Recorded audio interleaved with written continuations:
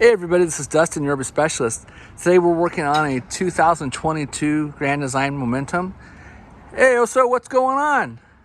I just try to make this slide out close even on the bottom. Doing an adjustment on the slide out? Yeah. All right. It was having a big gap on the bottom, I guess, with the weight and everything.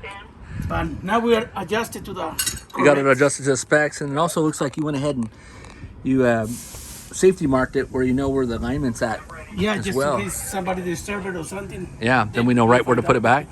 Yeah. All right, very cool. Well, hey, make sure you guys are doing your slide out maintenance. This happens to be on a 381M class.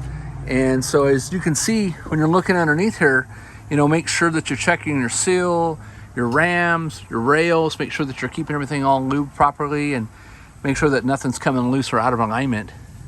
You know, as we're down here looking at it, there's a bunch of stuff that we're looking for. We're looking at all the up and down adjustments, the side to side adjustments. We're checking out the rails to make sure that nothing's broken loose on the frame or that the welds aren't cracked. We're checking out the conditions of the seals.